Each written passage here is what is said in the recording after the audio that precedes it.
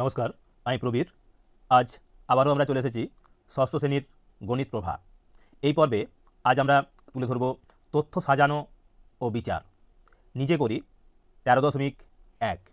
এই পর্বে মূলত 141 পাতা থেকে আমরা 145 পাতার যে সমস্ত নিজে করি অঙ্কগুলি রয়েছে, অর্থাৎ এক প্রকার এই তথ্য সাজানো ও তার বিচার বিষয়ক অঙ্কগুলির কিভাবে আমরা প্রস্তুতি নেব বা কিভাবে আমরা সম্পন্ন করব, কোষে দেখি 13 অঙ্কগুলি, তারই কিছু নমুনা এই পর্বে আমরা তুলে ধরব।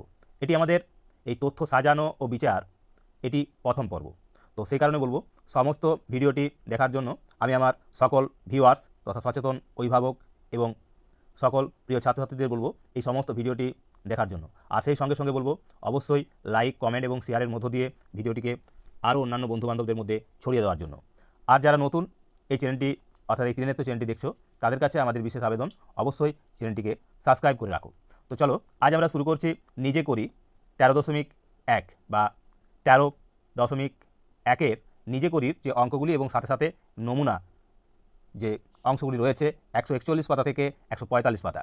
তো এখানে প্রথমেই বলা রয়েছে, প্রতি বছরের মতো এই বছরেও আমাদের বিদ্যালয়ের খেলার প্রতিযোগিতায় অংশগ্রহণের জন্য বিদ্যালয়ের শারীরিক শিক্ষার শিক্ষক ষষ্ঠ শ্রেণীর ছাত্রদের উচ্চতা সেমিতে মাপলেন এবং যে সংখ্যাগুলি পাওয়া গেল তা নিচে দেওয়া হলো।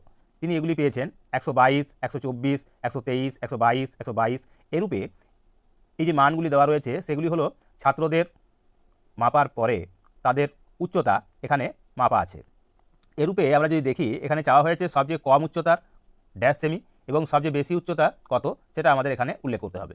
তাহলে আমরা যদি দেখব সবচেয়ে কম রয়েছে এখানে 120, অর্থাৎ 120 হলো এক্ষেত্রে সবচেয়ে কম উচ্চতা, তাহলে 120 সেমি। এবং সবচেয়ে বেশি উচ্চতা হলো ড্যাশ সেমি, কত না এক্ষেত্রে রয়েছে 127, আর কি রয়েছে আর 126, তাহলে সবচেয়ে বড় হলো এক্ষেত্রে 127। তাহলে আমরা লিখব সবচেয়ে বেশি উচ্চতা 127 আর সবচেয়ে কম হলো কত না 120। এখন উপরের তথ্য থেকে নিচের টেবিলটি পূরণ করি। কি তাহলে এখানে রয়েছে উচ্চতা, এখানে টেলিমার্ক, এখানে আছে ছাত্র সংখ্যা।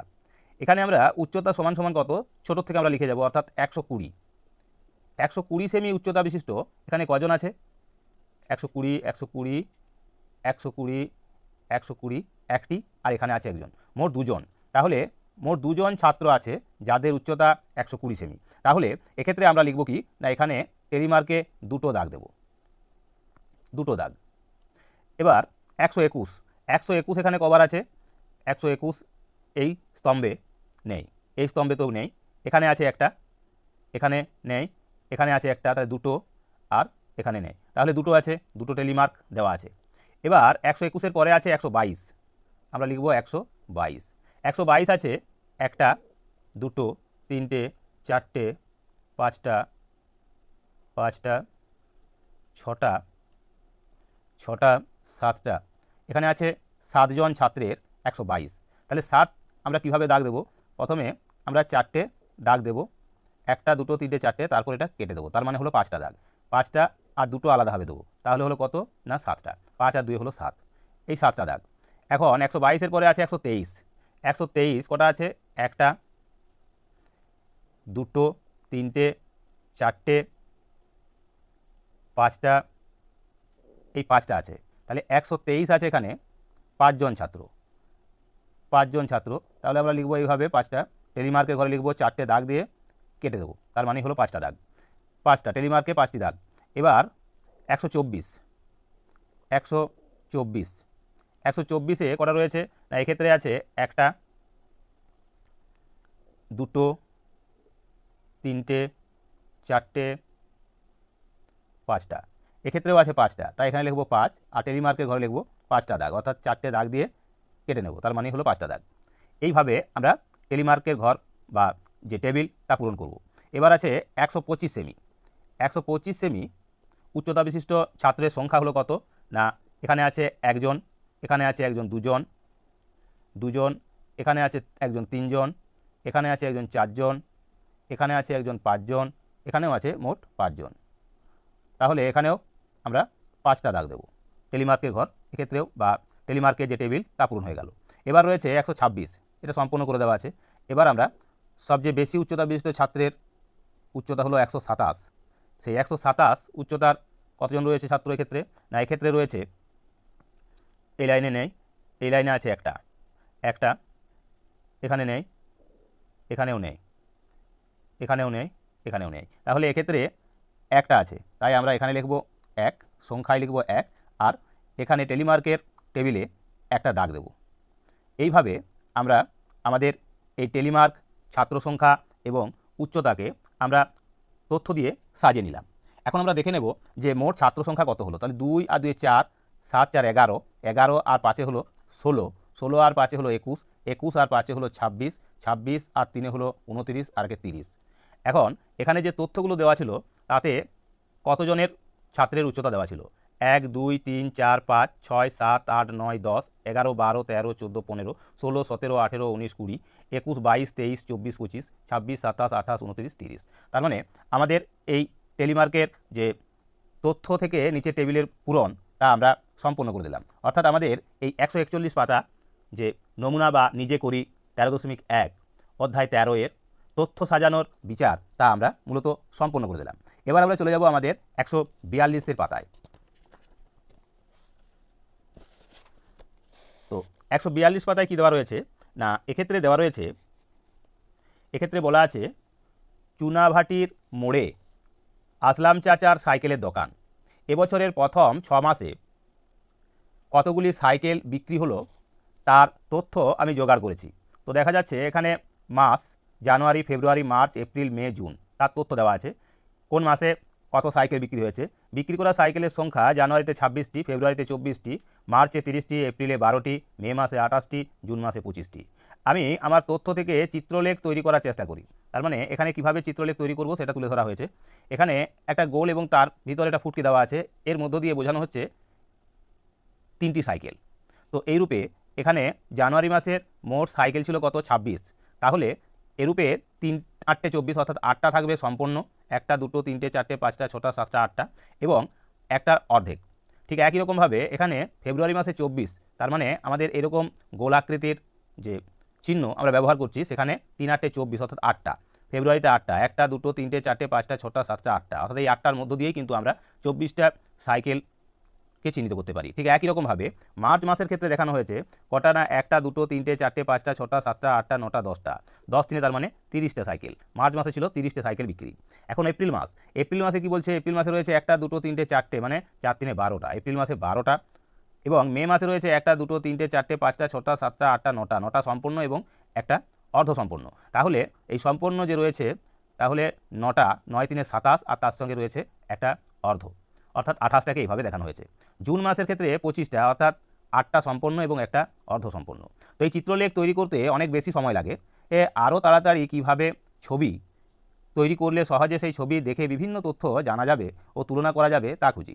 তো কীভাবে? বলছে ঠিক বলেছে, বলছে চিত্রলেখ তৈরি করতে অনেকটা সময় লাগে, অনেক সময় ছবি থেকে ঠিক মতো সব তথ্য বোঝা যায় না, তাই আরও সহজে তাড়াতাড়ি তথ্যটি বোঝার জন্য কতগুলি বিভিন্ন দৈর্ঘ্যের অনুভূমিক অথবা উলম্ব সমান চওড়া আয়তাকার স্তম্ভ নেওয়া হয় এবং এই স্তম্ভগুলি সমান দূরত্বে রাখা হয়। এই স্তম্ভগুলি হলো দৈর্ঘ্যিক তথ্যের মান নির্দেশ করে। এই পদ্ধতিতে তথ্যগুলি ছবির মাধ্যমে বোঝানোকে বা প্রতিস্থাপন করাকে আমরা বলবো স্তম্ভচিত্র।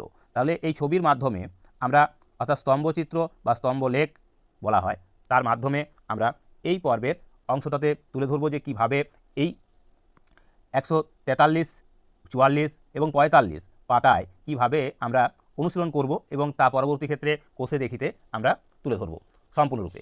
তো চলো এবার আমরা চলে যাব আমাদের পেজ নাম্বার 143, অর্থাৎ 143 পাতায়। 143 পাতার অঙ্কেতে কি রয়েছে? না, এখানে রয়েছে উপরের লেখচিত্র বা চিত্রলেখ থেকে পাওয়া তথ্যকে স্তম্ভচিত্রে প্রকাশ করার চেষ্টা করি। এখানে অনুভূমিক রেখায় 1 একক দূরত্ব সমান হলো 2টি সাইকেল। তো জুন মাস, এখানে জুন, মে, এপ্রিল, মার্চ, ফেব্রুয়ারি, জানুয়ারি এভাবে দেখানো আছে। এখানে 0 থেকে সাইকেলের সংখ্যাটাকে দেখানো আছে এইভাবে, 0 থেকে 16 পর্যন্ত টানা আছে। আর এদিকে এখানে, অর্থাৎ এগুলো আছে মাসে, মাসের নাম আছে এখানে। অনুভূমিক রেখায় 1 একক দূরত্ব সমান 2টো সাইকেল, অর্থাৎ আমাদের এখানে 16 পর্যন্ত চিহ্নিত করা আছে বা লেখা আছে, তার মানে হলো আমরা 32টা সাইকেল এক্ষেত্রে দেখাতে পারবো এই অনুভূমিক যে সংখ্যাগুলি তার মাধ্যমে। তো এক্ষেত্রে দেখানো রয়েছে কত না, এক্ষেত্রে 13 পর্যন্ত গেছে জানুয়ারি মাসে, তার মানে 26টি। আবার 12 পর্যন্ত গিয়েছে কে না ফেব্রুয়ারি মাস, মানে 12 2 হলো 24টি। আবার এখানে রয়েছে কত না 16 পর্যন্ত, তার মানে 16 দুগুণে 32টা মার্চ মাসে এরূপে আছে। তাহলে অনুভূমিক রেখায় 1 একক দূরত্ব মানে 2টি সাইকেল নিয়েছি, এই উলম্ব রেখায় 6টি মাস সমান দূরত্বে নিয়েছি, এই মাসগুলি সমান দূরত্বে আমরা লিখে রেখেছি। এখন বিভিন্ন মাসের আয়তকার স্তম্ভের দৈর্ঘ্যের মানের দ্বিগুণ সেই মাসে কতগুলি সাইকেল বিক্রি হলো তাই বোঝানো হয়েছে। তাহলে মার্চ মাসে সবচেয়ে, এখানে মার্চ মাস সবচেয়ে বেশি, মার্চ মাসে সবচেয়ে বেশি সাইকেল বিক্রি হয়েছে, কারণ মার্চ মাসের স্তম্ভ সবচেয়ে বেশি লম্বা। ঠিক একই রকমভাবে 2 দাগে বলা রয়েছে ড্যাশ মাসে সবচেয়ে কম সাইকেল বিক্রি হয়েছে। আমরা যদি চিত্রটা দেখি এই স্তম্ভ লিখতে বা স্তম্ভ চিত্রে, তাহলে দেখব এপ্রিল মাসে সবচেয়ে কম, অর্থাৎ এপ্রিল মাসে রয়েছে এই সাইকেলের কি না এখানে রেখায় 6 রয়েছে, অর্থাৎ 12টা সাইকেল বিক্রি হয়েছে। তাহলে সবচেয়ে কম হয়েছে কোন মাসে না এপ্রিল মাসে, এক্ষেত্রে আমরা লিখতে পারি এপ্রিল। এপ্রিল, কারণ এই মাসের অর্থাৎ এই এপ্রিল মাসের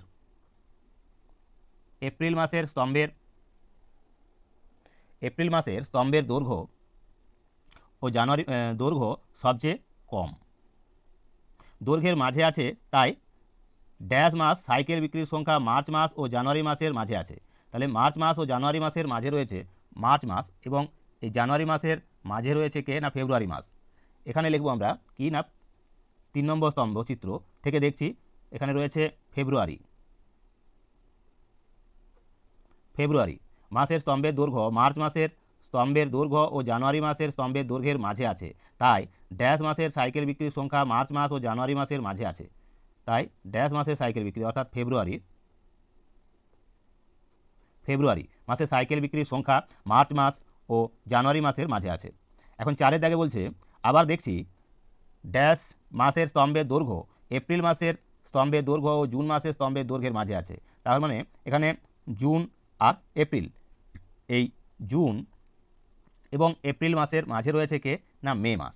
এখানে আমরা দেখছি মে মাসের স্তম্ভের দৈর্ঘ্য এপ্রিল মাসের স্তম্ভের দৈর্ঘ্য ও জুন মাসের স্তম্ভের দৈর্ঘ্যের মাঝে আছে, তাই ড্যাশ মাসের অর্থাৎ মে মাসের সাইকেল বিক্রির সংখ্যা এপ্রিল মাসের সাইকেল বিক্রির সংখ্যার চেয়ে বেশি, কিন্তু জুন মাসের সাইকেল বিক্রির সংখ্যার চেয়ে কম। মে মাসের সাইকেল বিক্রি কী বলা হচ্ছে না মে মাসের সাইকেল বিক্রির সংখ্যা এপ্রিল মাসের সাইকেল বিক্রির সংখ্যার চেয়ে বেশি, এপ্রিল মাসের সাইকেল বিক্রির সংখ্যার চেয়ে বেশি, কিন্তু জুন মাসের সাইকেল বিক্রির সংখ্যার চেয়ে বলা হচ্ছে কম। তাহলে এটা হবে কি না জুন মাসের সাইকেল বিক্রির চেয়ে কম। কি বলা হলো এখানে না দেখছি ড্যাশ মাসের স্তম্ভের দৈর্ঘ্য এপ্রিল মাসের, এখানে এপ্রিল এবং জুন মাসের মাঝামাঝি জায়গায় রয়েছে, সেটা হবে কি না এটা হবে ফেব্রুয়ারি মাস।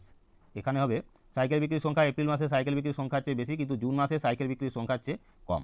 আবার দেখছি জানুয়ারি ও ফেব্রুয়ারি মাসে মোট সাইকেল বিক্রি হয়েছে ড্যাশ যোগ ড্যাশটি, কতগুলি, তাহলে জানুয়ারি এবং ফেব্রুয়ারি, জানুয়ারিতে 13 পর্যন্ত গেছে মানে 26টি, আর ফেব্রুয়ারিতে গেছে 12 পর্যন্ত মানে 24টি, অর্থাৎ 26 আর 24 হলো 50টি।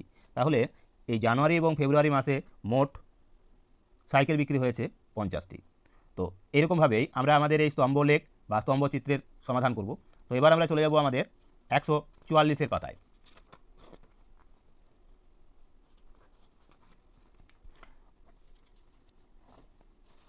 144 পাতায় এখানে দেখানো হয়েছে কি না চাঁদমারি রোডের একজন কুমোরের 1 সপ্তাহের 5 দিনের প্রতিদিনের মাটির ভার তৈরির স্তম্ভচিত্র আমরা দেখছি।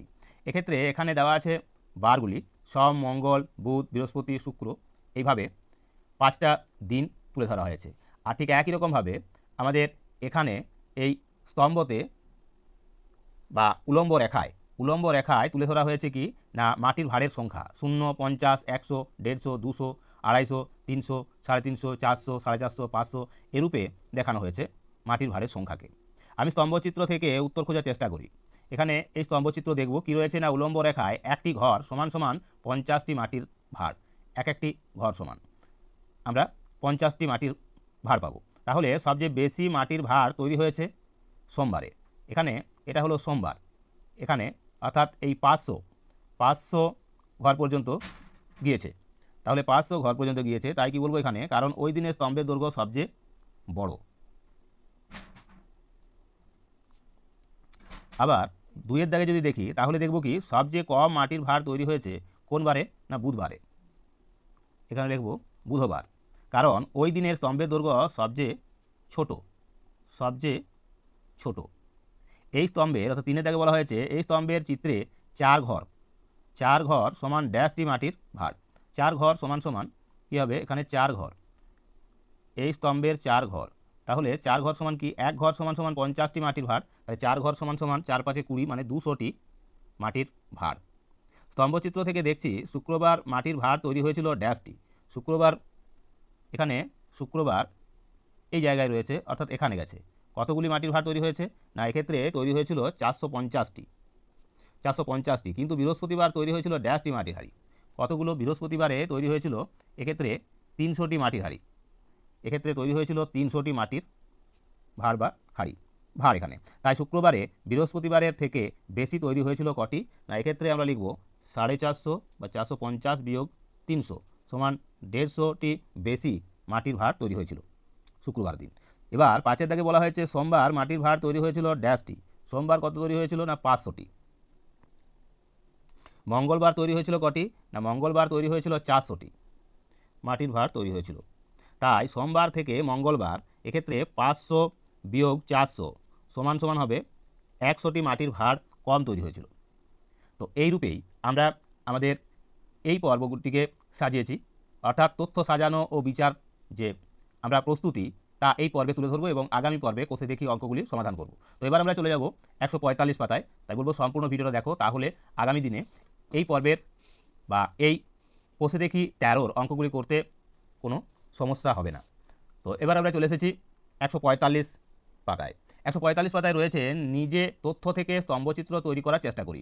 এখানে বলা হয়েছে সুজাতা তার শ্রেণীকক্ষে 20 জন বন্ধুর মধ্যে অবসর সময়ে কারা গান গাইতে ভালোবাসে, কারা নাচ করতে ভালোবাসে, কারা আঁকতে ভালোবাসে আর কারা অভিনয় করতে ভালোবাসে তার তালিকা তৈরি করলো। এখানে গান গাইতে ভালোবাসে, নাচতে ভালোবাসে, এদের সংখ্যাগুলো দেওয়া আছে। সুজাতার বন্ধুর সংখ্যা, গান গাইতে ভালোবাসে এমন বন্ধুর সংখ্যা 4 জন, নাচ করতে ভালোবাসে এমন বন্ধুর সংখ্যা হলো 5 জন, আর আঁকতে ভালোবাসে এমন বন্ধুর সংখ্যা হলো 7 জন। ঠিক একই রকমভাবে অভিনয় করতে ভালোবাসে এমন বন্ধুর সংখ্যা হলো 4 জন। তো এখানে অনুভূমিক একটি রেখা এঁকে সমান দূরত্বে গান গাওয়া, নাচ করা, আঁকা ও অভিনয়ের ঘর করলাম। এইভাবে ঘরগুলো করা হয়েছে, এভাবে তোলা হয়েছে দেখানো হয়েছে। তো আর 2-এর থেকে বলা হয়েছে কি, এবার উলম্ব রেখা টেনে সমান দূরত্বে কয়েকটি দাগ কেটে সংখ্যাগুলি লিখি যারা সুজাতার বন্ধুদের সংখ্যা বোঝাবে। এইভাবে 0 1 2 3 4 5 6 7 8 এইভাবে আমরা উলম্ব রেখায় লিখেছি। 1 2 0 1 2 করে গেছি। সেগুলো নিয়ে লেখা আছে কি, না বন্ধুদের সংখ্যা, সুজাতার বন্ধুর সংখ্যা। আর এই উলম্ব রেখাতে এই উলম্ব রেখা লেখা হলো। আর এই অনুভূমিক রেখায় মূলত তুলে ধরা হয়েছে তাদের বিভিন্ন বিষয়ে, যেমন গান, নাচ, আঁকা, অভিনয়, সেই তথ্যগুলো সাজিয়ে নিয়েছি। এবার উলম্ব রেখায় 1 ঘর সমান 1 জন বন্ধু। তাহলে আমাদের এখানে যেমন ছিল গান গাইতে ভালোবাসে 4 জন, তাই 4-এর দাগ পর্যন্ত আমরা এই স্তম্ভটাকে বা অনুভূমিক রেখাটাকে, অনুভূমিক যে গান গাওয়ার তাকে উলম্ব রেখা পর্যন্ত নিয়ে গেছি কত দূর, 4-এর ঘর পর্যন্ত। ঠিক একই রকমভাবে নাচ করতে ভালোবাসে কজন, 5 জন, তাই 5 পর্যন্ত নিয়ে গেছি। আবার আঁকতে ভালোবাসে এমন বন্ধুর সংখ্যা 7 জন, তাই 7 পর্যন্ত, 7-এর ঘর পর্যন্ত নিয়ে গিয়েছি। আবার অভিনয় করতে ভালোবাসে এমন বন্ধুর সংখ্যা কতজন, না এখানে রয়েছে কত পর্যন্ত, 4 পর্যন্ত নিয়ে গেছি। তো এইভাবে আমরা এই অঙ্কের সমাধান করতে পারি। তো চলো এবার আমরা চলে যাচ্ছি আমাদের এই পর্বের একদম শেষ মুহূর্তে। এখানে রয়েছে কি, বলছে দিন মানুষের সংখ্যা, মানুষ আসার সংখ্যা। প্রথম দিন এসেছে 1000 জন, দ্বিতীয় দিন এসেছে 2000 জন, তৃতীয় দিন এসেছে 1500 জন, চতুর্থ দিন এসেছে 2500 জন, পঞ্চম দিন এসেছে 3000 জন। স্কেলে 1 একক সমান হলো 500 জন ধরি ও নিজে তৈরি করি। তাহলে কি হবে, উলম্ব রেখায় যখন আমরা এরূপে, ঠিক যেমন সুজাতার বন্ধুর যে তথ্য তা দিয়ে আমরা স্তম্ভচিত্র তৈরি করলাম, ঠিক একই রকমভাবে আমরা আমাদের জেলার বইমেলার প্রথম 5 দিনের মানুষের আসার সংখ্যা, যে নিচে তথ্যগুলো দেওয়া রয়েছে, এই তথ্য থেকেও কিন্তু আমরা স্তম্ভচিত্র বা স্তম্ভলেখ তৈরি করতে পারি। তো সেক্ষেত্রে আমাদের কী করে দিতে হবে, না এই 1000 2000 1500 বা 2500 বা 3000 এই সংখ্যা লিখতে গেলে আমাদের খাতায় বা বোর্ডে অনেকখানি জায়গা নিয়ে নেবে। সেই কারণে এদেরকে আমরা কি করব, না এই স্কেলের 1 1 একক সমান আমরা 500 জন ধরি এবং নিজে তৈরি করছি। কি করছি, উলম্ব রেখায় আমরা লিখব তখন যে 1000 ভাজিত 500 সমান কী হবে, 2 একক পর্যন্ত নেব। আবার 2000কে যদি 500 দিয়ে ভাগ করি তার মানে 5 4 20 অর্থাৎ 4 একক পর্যন্ত নেব। 1500কে যদি 500 দিয়ে ভাগ করি তাহলে 3 একক পর্যন্ত নেব। আর 2500কে 500 দিয়ে ভাগ করলে 5 একক পর্যন্ত নেব। আর 3000কে 500 দিয়ে ভাগ করলে পাচ্ছি আমরা কত, 5 6 30 অর্থাৎ 6 একক পর্যন্ত নেব। এইভাবে স্তম্ভের উচ্চতা নেব এবং নিজেরাই আমরা এই রূপে স্তম্ভচিত্র তৈরি করব। অর্থাৎ আমরা এভাবে দেখাবো যে প্রথম দিন, দ্বিতীয় দিন, তৃতীয় দিন, চতুর্থ দিন আমরা এই রূপে অনুভূমিক রেখায় লিখব। আবার এইভাবে উলম্ব রেখায় 0 1 2 3 4 5 6 7 করে আমরা লিখে যাব। তার মাধ্যমেই আমরা এই বইমেলায় আসা 5 দিনের মানুষের আসার সংখ্যা আমরা তথ্যচিত্রের মধ্য দিয়ে তুলে ধরতে পারি।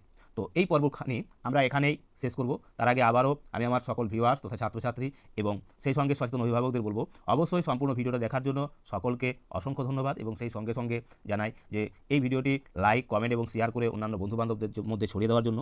আর তার সঙ্গে সঙ্গে অবশ্যই যারা এই চ্যানেলটি নতুন দেখছো তাদের কাছে আবেদন রাখবো অবশ্যই চ্যানেলটি সাবস্ক্রাইব করে রাখার জন্য, কারণ এই একমাত্র চ্যানেল, এই ত্রিনেত্র চ্যানেলের মাধ্যমেই আমরা আমাদের সম থেকে বুধ যেমন কেশবচন্দ্র নাগের নবগণিত পঞ্চম শ্রেণীর সমস্ত অঙ্কের সমাধান তুলে ধরা হয়, ঠিক একই রকমভাবে বৃহস্পতিবার থেকে শনিবার পর্যন্ত আমরা ষষ্ঠ শ্রেণীর গণিত প্রভা এবং সেই সঙ্গে সঙ্গে রবিবার বিশেষ ক্লাসে চাকরি বাকরি এবং কম্পিটিটিভ পরীক্ষার বিভিন্ন শর্ট ট্রিক্সের উপর অঙ্কের সমাধান করে দিই। সেই কারণে বলবো অবশ্যই চ্যানেলটি সাবস্ক্রাইব করে রাখার জন্য। তো আজকের মতো এখানে ভিডিওটি শেষ করছি। নমস্কার।